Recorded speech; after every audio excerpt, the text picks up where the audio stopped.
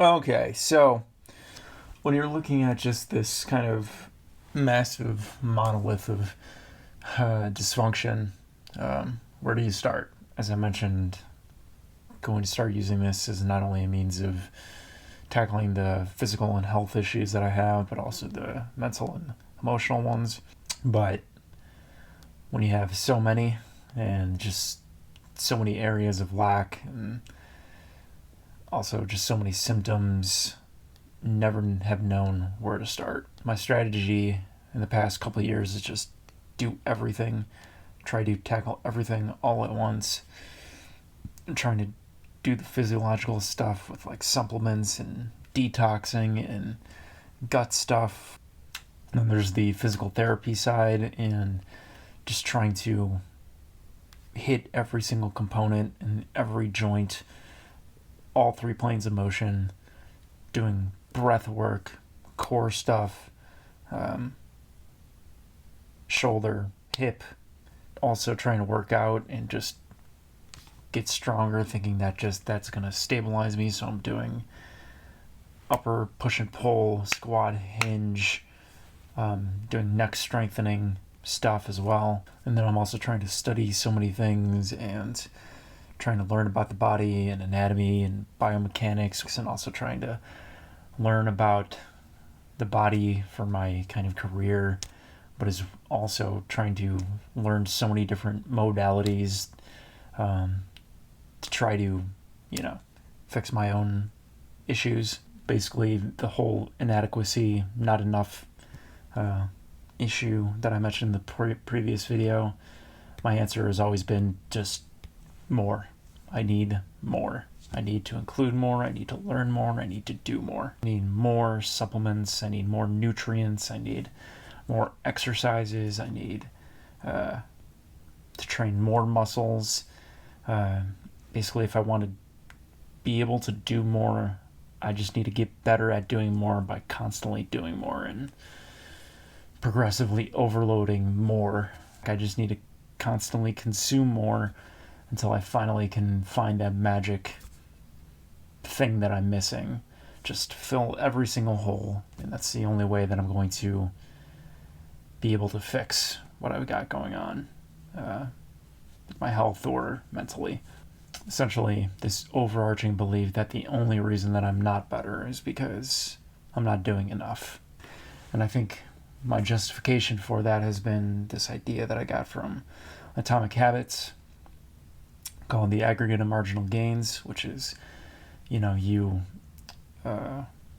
every component of a system trying to improve on that just a little bit, and then the aggregate or the compound gain of all those things together results in a very dramatic change.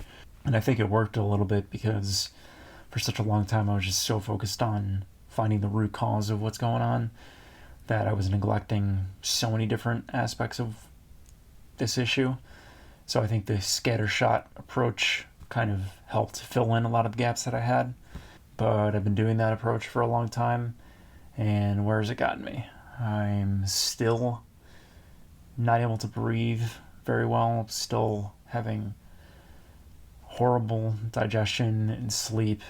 So many of my symptoms are still really debilitating, and a lot of the biomechanical deficiencies that I have are still persistent. With training, I'm not really getting any stronger. I feel like I've plateaued on a lot of the things that I'm doing. And like posture, I had to take pictures of my posture for something, and then just looking at the pictures and just being like, how am I still looking like this with everything that I'm doing?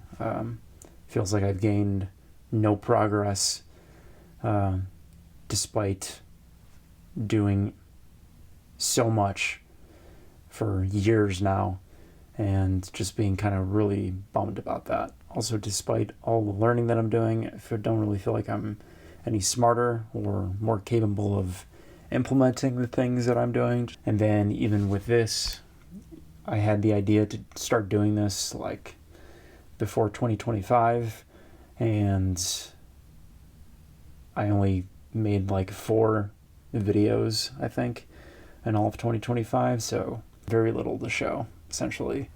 And it's like, how am I putting in so much work, especially in the physical side of things, and just nowhere close to where I want to be. So what I'm doing isn't working, and if anything, I'm just overwhelming myself. And overwhelm is just like my default. Whenever I started journaling, maybe 10 to 15 years ago, I feel like if you go back to journal entries back then, or like, overwhelm would be the most consistently used word in that journal. Just constantly saying, I'm overwhelmed, I'm overwhelmed. It feels like I've just been trying to fight overwhelm with more overwhelm, thinking I'm just going to like eventually adapt to it, but that's not how adaptation works. In order to grow and improve and adapt, you need a balance of stress, exceeding one's capacity with some kind of certain stimulus in a certain area, but you also need time to recover, resources to rebuild and reorganize at a higher level. You need to be in a parasympathetic nervous system state.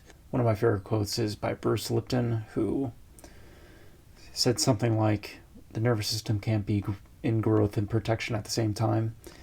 And I am just conditioned to be in a sympathetic state, fight or flight, relatively, at all times. And both because of the stress from the injuries that I've had, as well as the physiological stress that comes along with that, as well as the emotional and social stress that, also come with that.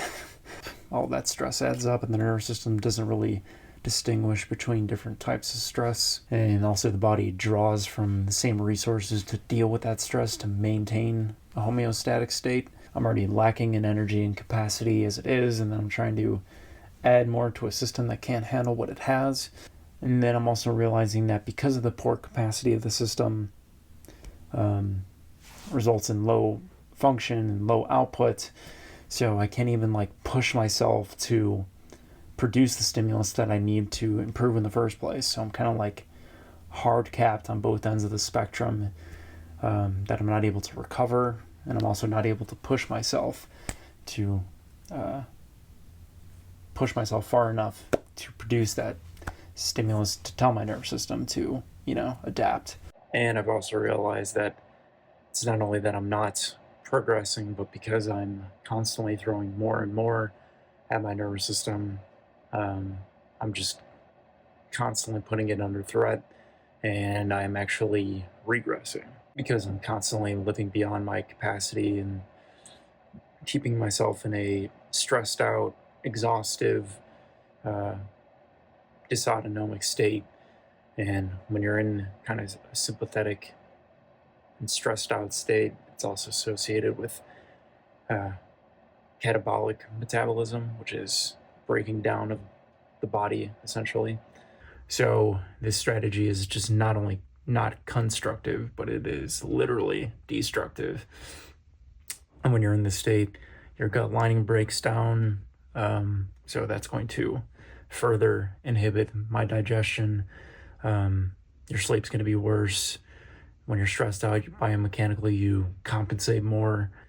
And with working out or exercise, it's not only that I have plateaued, but I also feel weaker in a lot of the things that I'm doing and have worse motivation. And a lot of times working out just makes me feel more tense. And overloading myself with learning topics and not being able to implement those things, kind of the failure of that just kind of adds to the dissonance and stress. So yeah, the strategy of more is not only helping, but it is hurting me in a lot of regards. And the worst part of it all is that it's not like this is a new realization. If you were to go back to all those journal entries that I've had talking about how overwhelmed I am, you will read the same thing every time. It's that I know I'm doing too much. I know I need to do less. Addition by subtraction quality over quantity.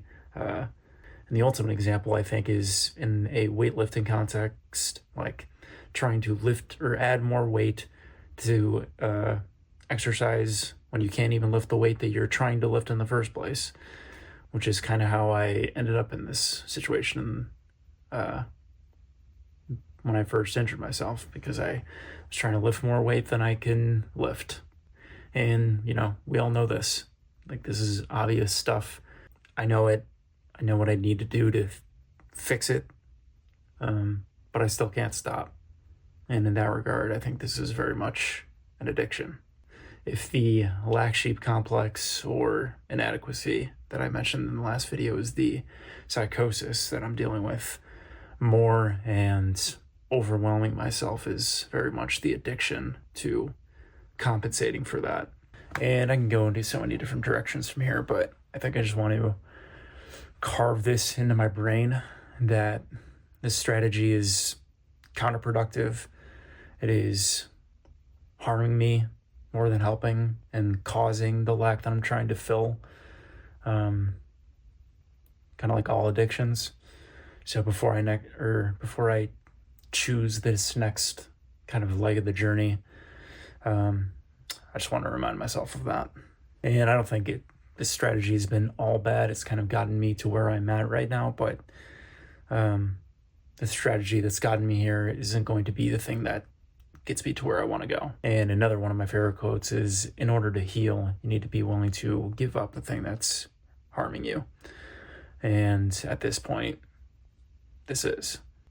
So I'm going to start reframing this impulse to do more as an addiction, and specifically with cigarettes. No judgment on others, but I have an aversion to drugs kind of all sorts, especially if you're kind of reliant on something unnecessary. So I kind of want to leverage that, and I'm going to refer to this as my More-phine addiction, spelled Morephin. And I think that's appropriate because morphine is a drug that blocks pain signals to the brain.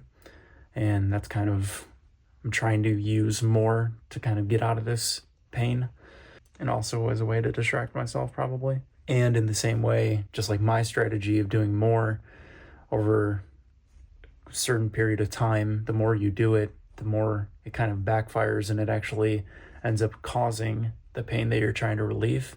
If you overuse morphine, it can paradoxically end up causing pain and leading to increased pain sensitivity. So they correlate very well. So yeah, I'm going to just leverage this distaste that I have for being addicted or reliant upon something. And when the impulse crops up, I'm just going to verbally say out loud, morphine is my drug, more is my cigarette. And hopefully just that negative association that I have will prevent me from continuing whatever thing I'm trying to increase. So outside of that, I know I need to do less. I know I need to do more quality, less quantity, focus my time on more important things that are going to get me results. But unfortunately, that's been the problem through this whole entire process, because I don't know what that is. But for so long, I stopped trying to find that root cause, because for so long, that's kind of all I did and failed at it. But now that I feel like I've covered my bases on a lot of the glaring weaknesses that I had, a lot of the things that I was neglecting, like movement in general and being afraid to move and stuff like that, I feel like it's time to resume my search for those root causes, because I don't think there's ever really a one root cause. I try to focus my energy on these limiting factors that are keeping me from progressing further. So what I'm going to do is I'm just going to start gathering information, gathering options. And I've already kind of in the process of doing that. Just kind of taking my most glaring symptoms and just start reaching out to people, have consultations, a few appointments, doing some blood tests and some other kind of tests, and also experimenting with some low risk, low cost options. In the next video, I'll see what I got and go over those results and try to make the best decision that I can, and actually commit to a direction rather than trying to do 18 different thousand things at once and not really getting anywhere. So yeah, that's it. Thanks for watching. Until next time.